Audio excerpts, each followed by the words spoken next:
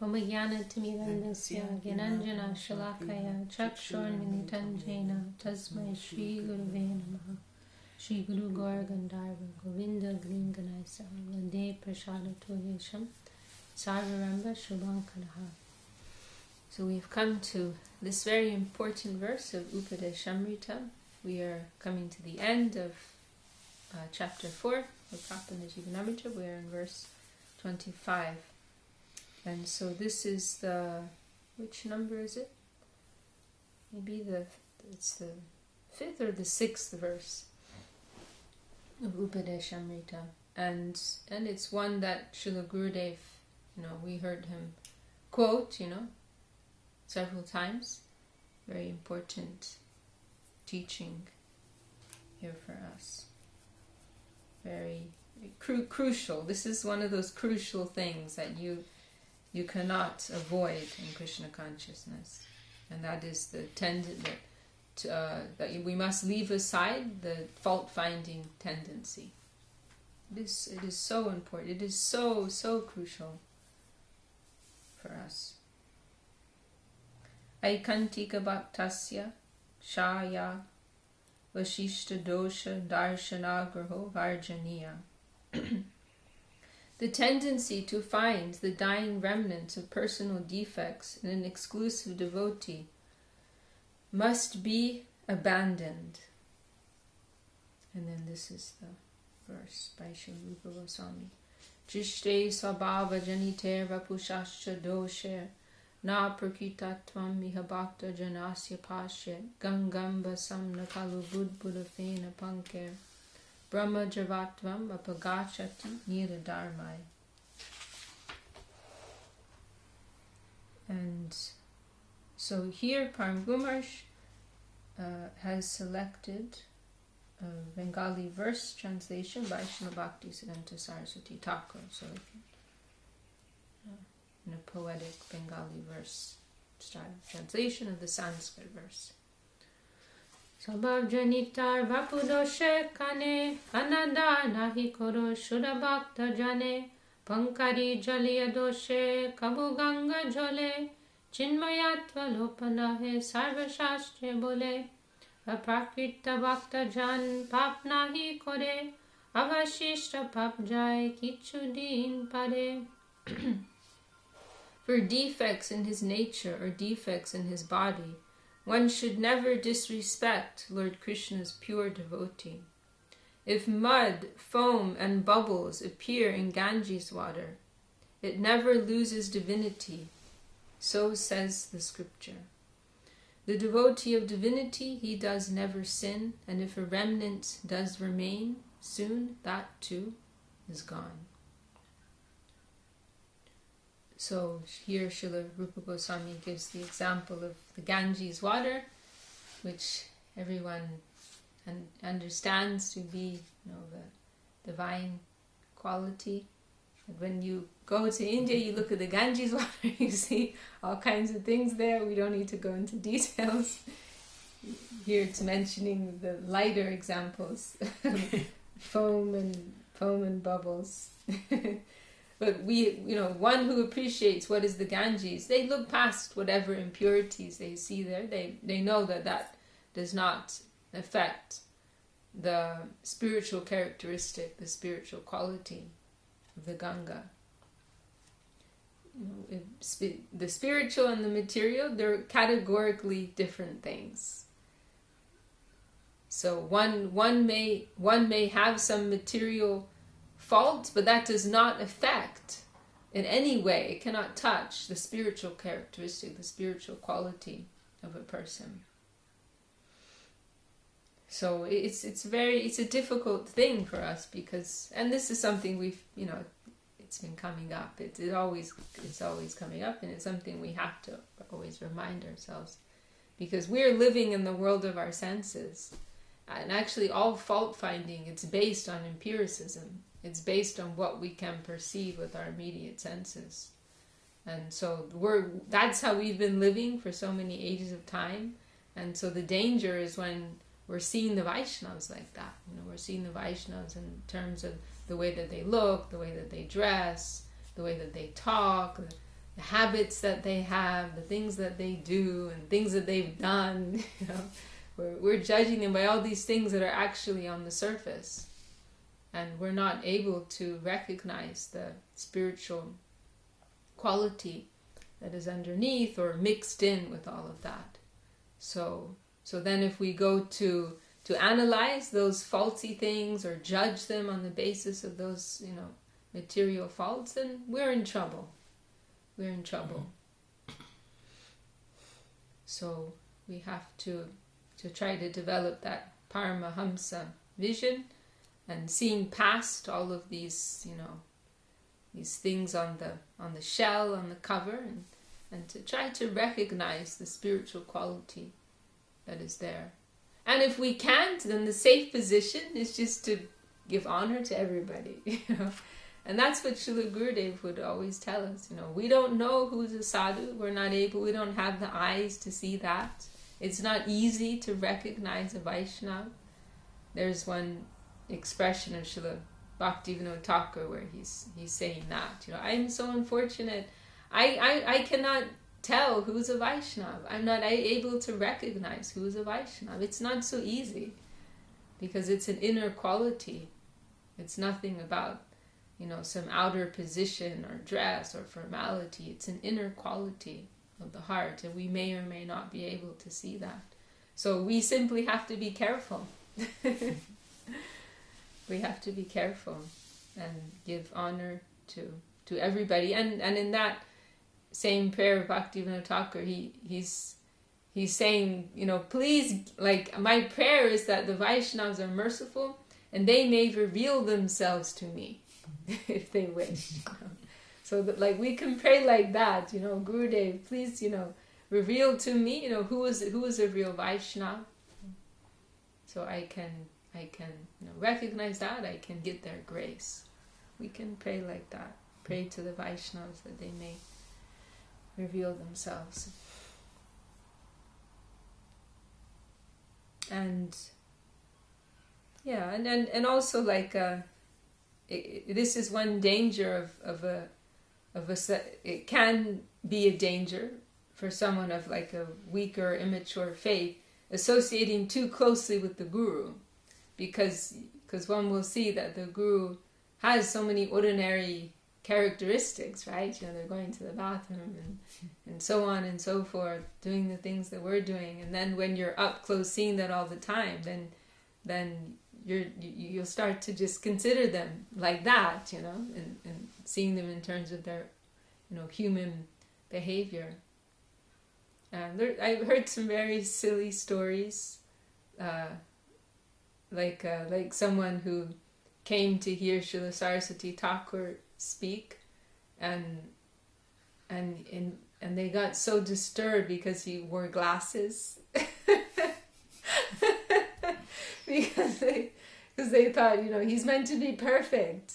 So why is his vision not perfect? Why does he need to wear glasses? This is showing that he's very human. So he came to hear from him and he left. And I also heard one story, a disciple of Srila Swami Maharaj Prabhupada, who Srila Prabhupada knocked over a glass of water one day, and that disciple just totally freaked out and left, because they thought he's meant to be perfect. How can he make a mistake? Knock over a glass of water. None of these are all taking place on the material level. None of these things affect the spiritual characteristic of that Vaishnava. But then, these are very light things, but then, and those are in connection with the pure Vaishnava, so it's easier to recognize, who they are. But what's more difficult is with fellow practitioners who actually have these faults, lust, greed, anger, and so on and so forth. Practitioners who actually have these problems mixed in with their devotional qualities. So that's what's difficult for us, is to not become fixated on that, and to be able to look past that and recognize something else. And as it's mentioned here, if a remnant does remain, soon that too is gone, because there's a process of purification going on. There's a purging going on, and what it can be, and that's also mentioned in later in Prapanna-jivanamrtam. There's this nice line that I don't remember the exact expression, the exact phrase, but something like the emanation of dirt from a dirty thing, and the purging of dirt. Those are two completely different things. You know? So this is also what can happen in the process of purification, is that a purging will start to take place, and so all of these, so their faults will actually become more glaring. You know, they're coming more to the surface because they need to come out. You know, like Srila Swami Maharaj, he made that expression. You know, the devotees are in the shower. You know, don't point at them and tell them that they're dirty. They're in the shower. You know, the dirt's coming off in the shower. You know, so that's something that can happen. You know, these things they have to come out. You know, and it's going to be messy. You know, it's going to be messy. And actually, the more that one develops in devotion, then the more exposed they become, and the more all of these things start to come out. So, observing these things, it can actually be an indication of someone who's going through some intense, you know, process of purification. So we also have to, you know, we were talking about this the other day, you know, we have to, you know, on our own parts, like, be ready to be humiliated. You know, not, you know, we have to be exposed. We can't be holding on in our dark corners. You know, we have to be like unashamed. We have a healthy degree of shame, but we also need to be free from that ego that we want others to think that we're cool, that we're perfect. You know, like, I'm not perfect. I'm a mess right now. I'm just like totally humiliating myself, you know. And the whole world's gonna know about it. It's gonna be on the front page. We have to actually be ready for that. Like, all this messy stuff is gonna happen, and we're gonna be humiliated and exposed and embarrassed, and we have to be ready to face it ourselves and be sympathetic for, you know, others who may be going through that. So we have this sympathetic mood, you know, it is so important, rather than the harsh, judgmental, you know, an empiric approach, because there's that divine grace behind those persons. So we have to calculate in terms of that, you know. Srila Sri Maharaj, he renders Einstein's theory of relativity like this, that reality, this is what he extracts from there, that reality is not at a standstill.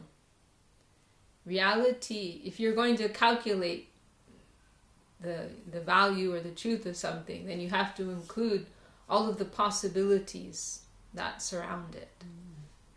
It's not like you can just take a snapshot of you know, this particular moment in time and space and that's it. No, there's so many things before that, there's so many things after that, there's so many things going on in the background.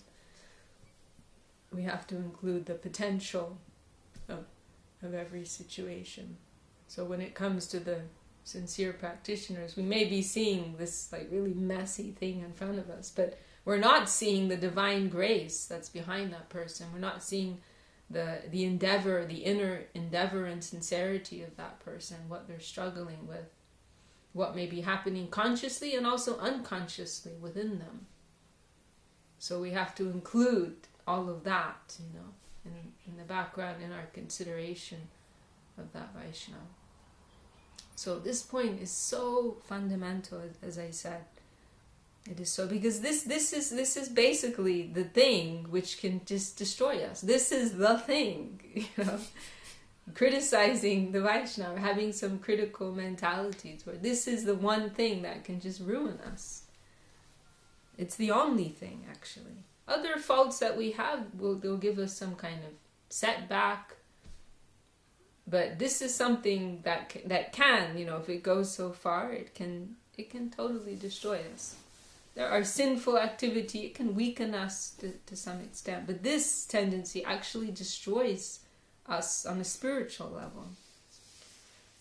And then on the other hand, as Srila Gurudev has pointed out, if we can appreciate the Vaishnavas, not just not criticize, but to actually appreciate, that's gonna bring us up. If we criticize, that takes us down. If we appreciate, that takes us up. And this is actually this is the foundation of Krishna consciousness, to have this mood of appreciation, non-envious mood of appreciation. This is actually the foundation of Vaishnavism. And this is mentioned in the beginning of Bhagavatam. One has to be free from the spirit of envy. Though such persons can appreciate what Krishna consciousness is. Krishna consciousness means a celebration of appreciation for the Lord and for others. We're putting ourselves out of the center and we're celebrating others. It's so crucial for our progress. And this is one way by which Vaishnavata can be measured, the degree to which one has appreciation for others. That's a measure of Vaishnavata. So we would hear Srila Gurudev make, sometimes, a lot of the time, you just couldn't understand. It was it just felt so exaggerated, the kind of appreciation he would express, That it's just, he'd say, they're a pure devotee, and all the things that they've done, and they're doing divine service, things like that, that's where he's coming from, that world where everyone is worshipable. Everything is appreciated. Nobody is neglected.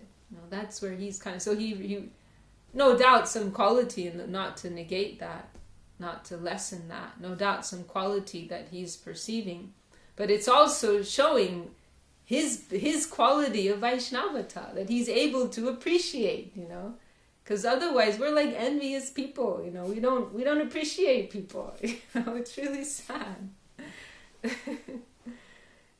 But Gurudev was always, and he said, this is my religion, to glorify the devotees.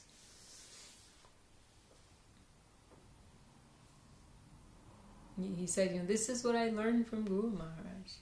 This is it. It's so essential. And Goswami Maharaj told of how he said something to Gurudev once because it was just too much, And he said, Gurudev, whenever we come to the mat, you and others, they're always glorifying us so much, and I feel like it's just too much. And Gurudev said, no, this is this is really coming from my heart. This isn't some arbitrary thing. And he said, if I see that somebody else has the grace of Mahaprabhu, and I also want that grace, then I have to appreciate, Mahaprabhu is not going to give his grace to me if I'm not able to appreciate the grace he's already given to others.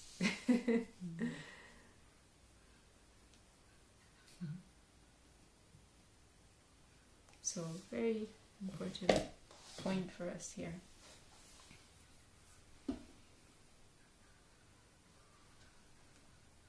Okay, so we are in verse 26.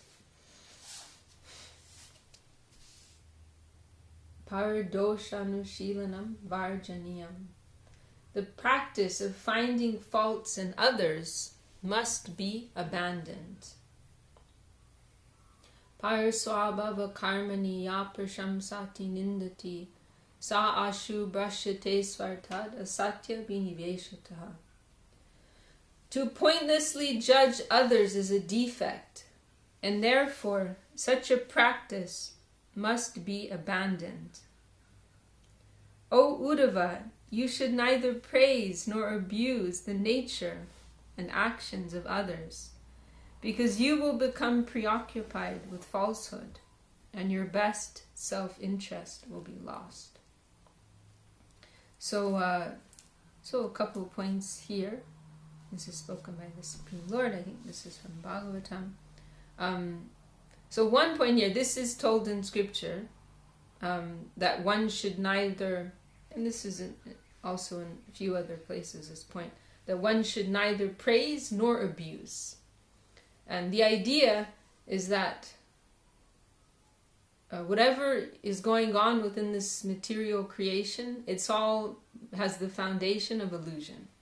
So it doesn't really make sense to praise it or to abuse it, however apparently good or apparently bad it is, because it's all based on separate interest. It's all based on, independent existence from the Lord. It's all based on, the illusory conception, egoistic conception of life. So whether it's in sattva gun, appearing, so great, or tamagun apparently appearing, like by comparison, one would normally distinguish like that, right? Sattva gun is looking very auspicious, and tamagun is looking very, bad. But actually, they're both, from the broader perspective, they're both on the same platform. They're both on the mundane platform. So this is the point that's being made here. One point.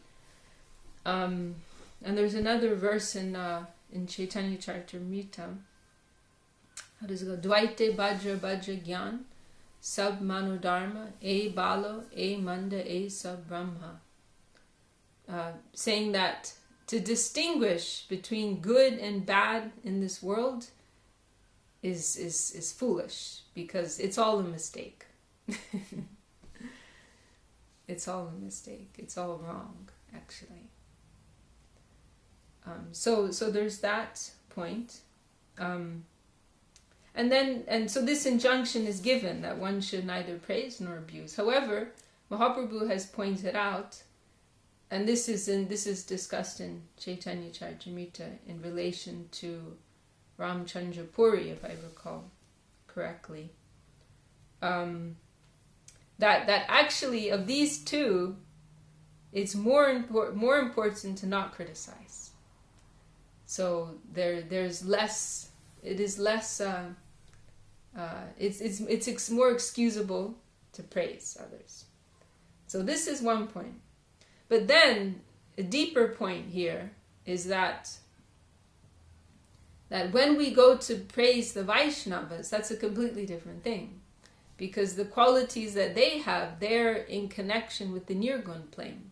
They're in connection with the plane beyond the gunas, the transcendental plane, the eternal plane, in connection with the Lord. So that is not a false thing. What qualities we see in the Vaishnava, that is not a false thing.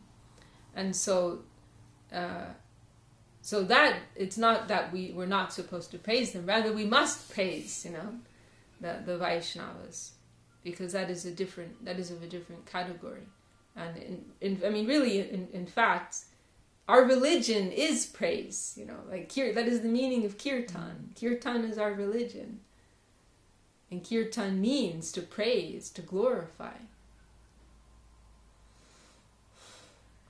And so, then we may say, well, all of my God brothers and God sisters, the qualities that they have, I don't know if it's come from the Nirgun plane or not. But we will simply, play it safe. But also, we do want to have some consciousness about what it is that we're appreciating, Are we appreciating someone because they're very sattvic, they're very clean, or they have, they have these good skills, We may appreciate those things, and it's good, it's healthy to be in that mood of appreciation.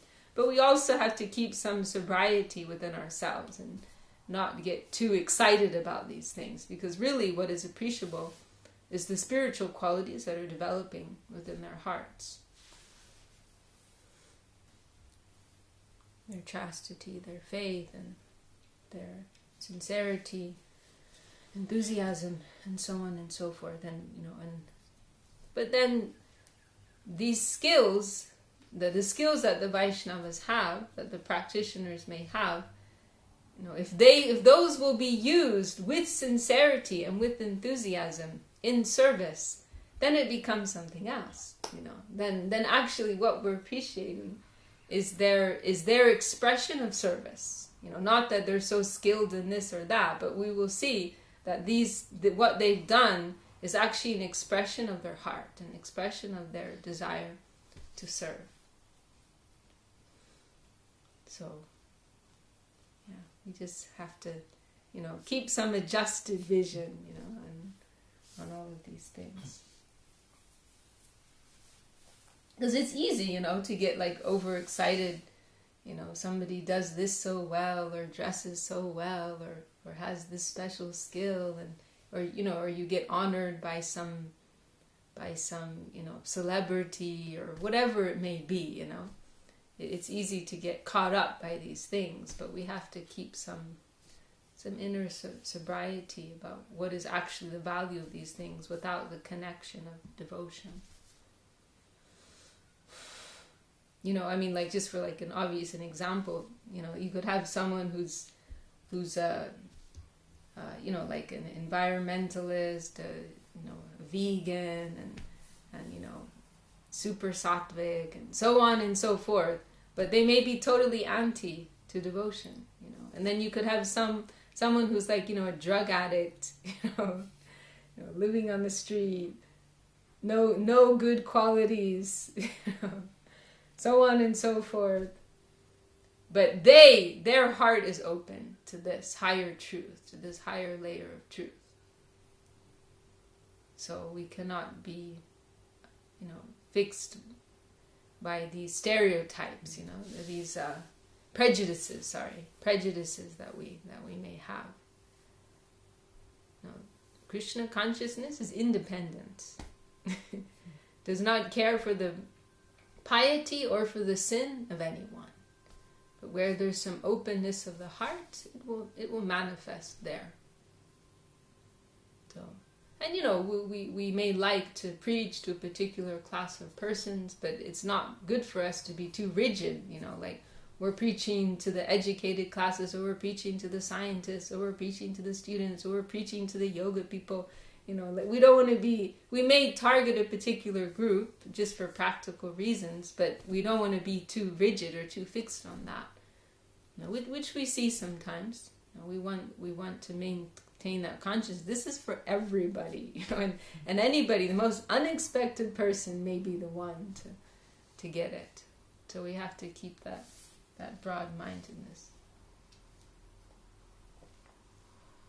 And Srila Gurudev, he would surprise us sometimes, like someone really like in the background,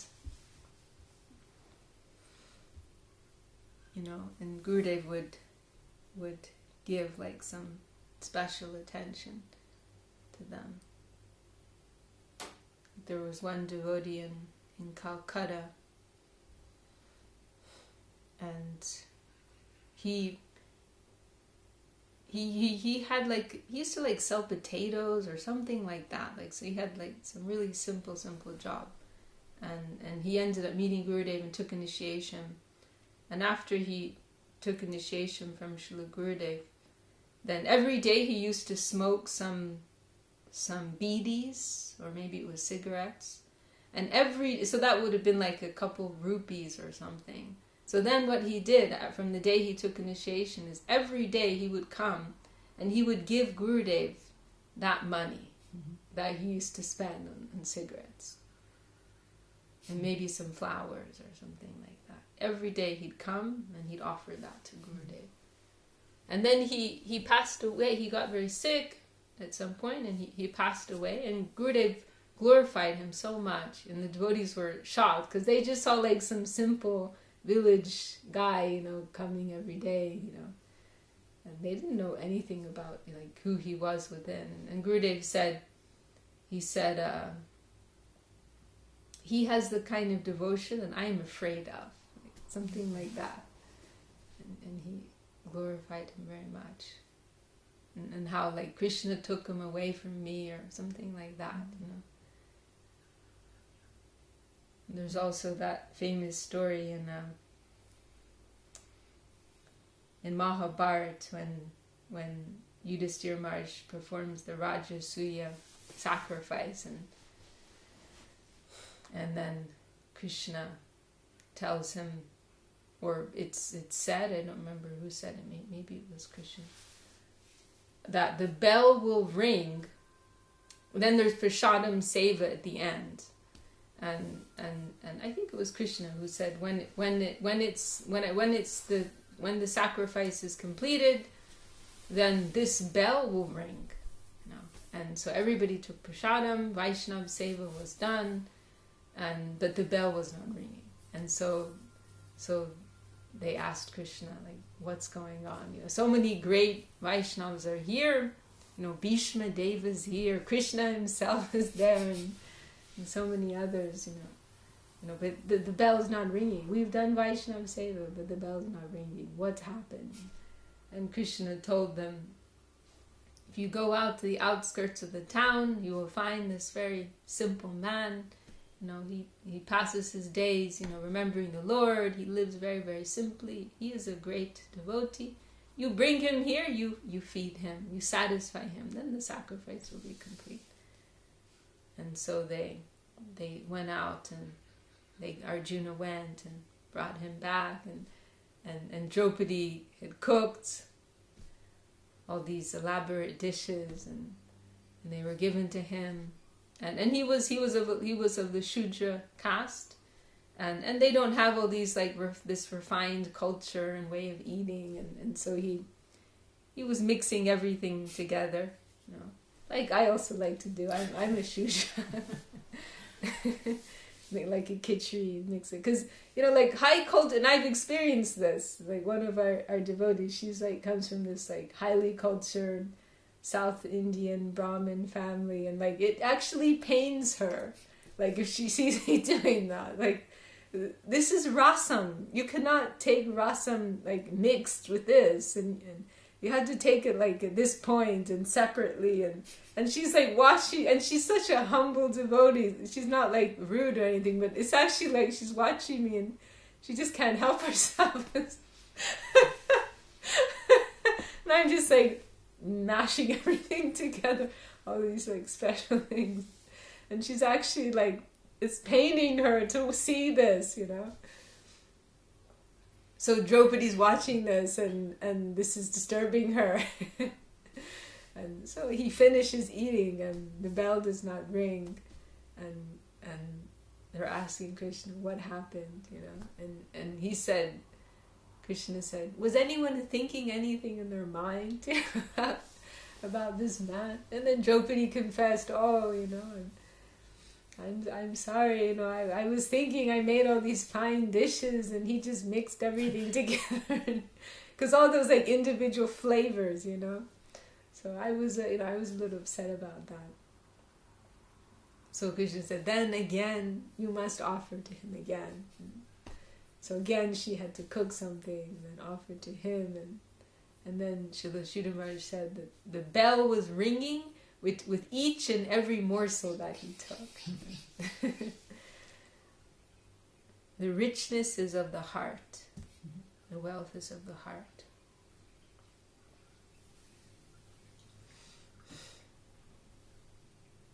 So we must be cautious. We never know who is who. Okay. Next verse.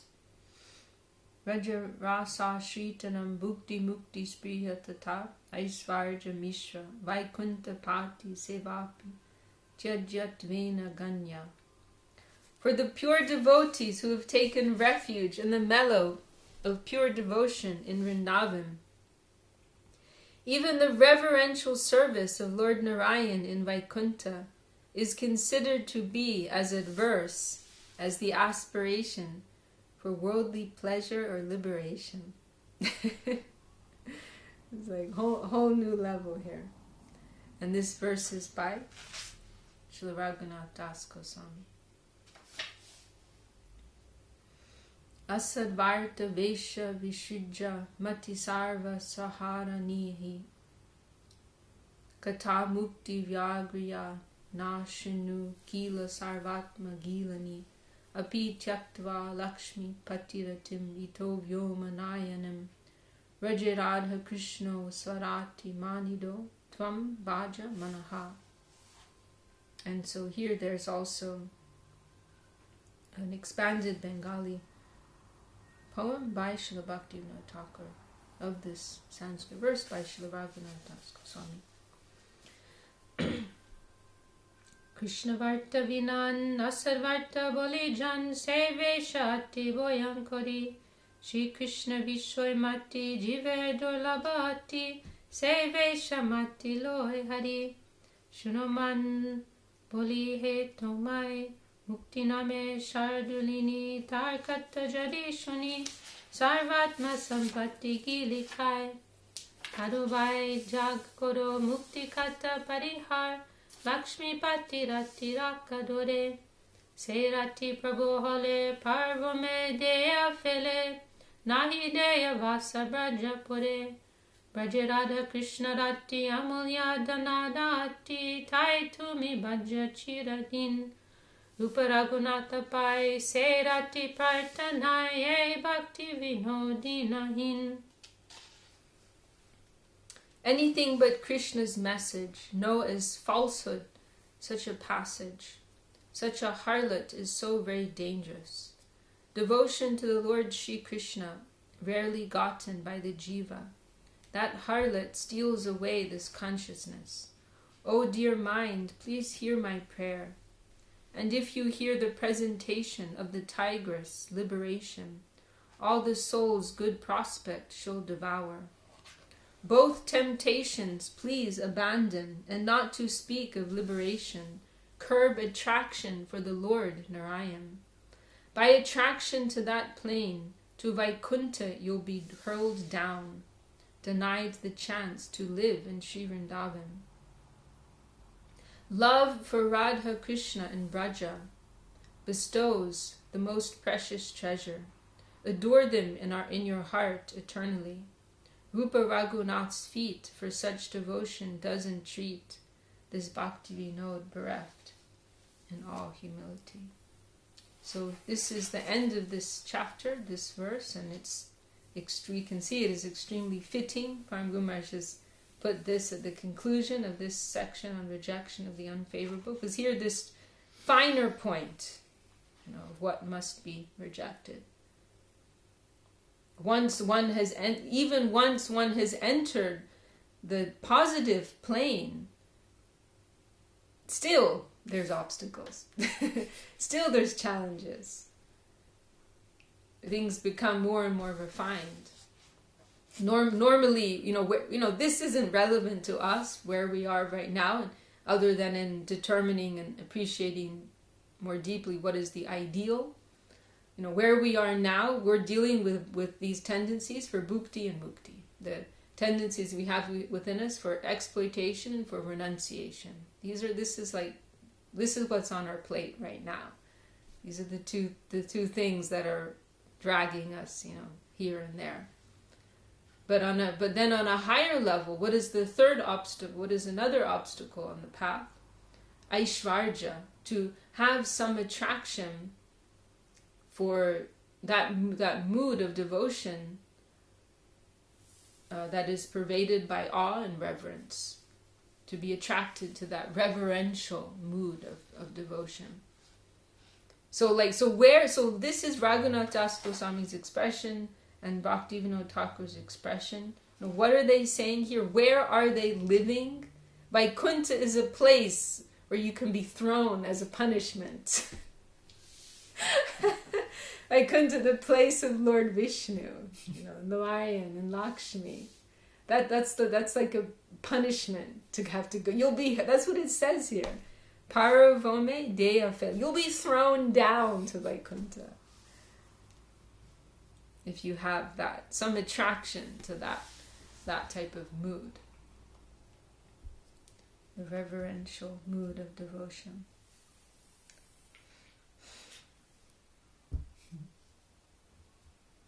There's description of that also in Brahma Samhita. There's one line there. There's description of like all these different almost like an obstacle course, like on the way to Vrindavan, you know? And there's some line there where it says like persons who are even less intelligent, you know, they'll be attracted to. I think it's there where it mentions Vaikuntha. You know, like Vaikuntha is just like it's part of the obstacle course to Vrindavan. You know, like less intelligent persons. Now, this is where they're living. Right? Like for them, they're at such a point that's as equally unfavorable as being in the material plane. You know, maybe even worse, because one may be in this world but have that ideal of Vrindavan. Like that's how high they are situated. You know? Like, you know, it's like kind of like I'm in kindergarten, I'm in class 1, I'm in class 2, I'm in class 5, and you know, if you're in kindergarten, you see someone in class 5, it's like, wow, you're way up there, you know. But if someone's like at the PhD level, they're all the same. There's no difference. It's just so far below, it's like all just the same thing, you know. Kindergarten, class 1, class 2, class 3, class 4, like what's the difference, you know? Actually, there's a huge difference there, but because of where they are, it's all practically the same.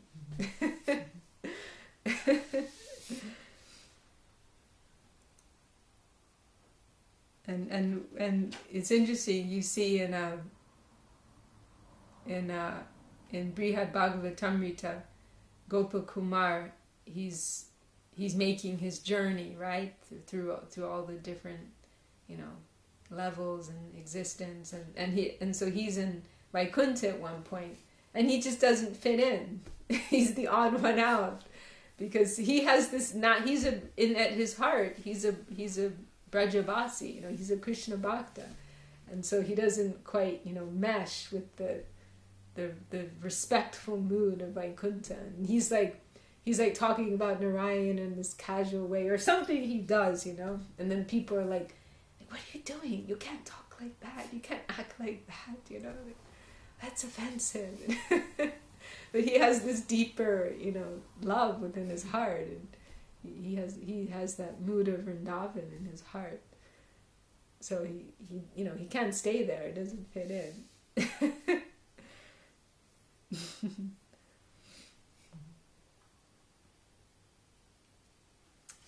Okay.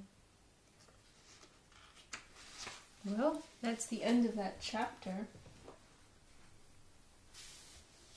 I guess we can stop there for today. So we've completed these first 2 limbs of Sharanagati, Anukulyasya Sankalpa, and Pratikulya Vivarjan, acceptance of the favorable and to reject what is unfavorable. 2 very crucial things for us on the path of Sharanagati.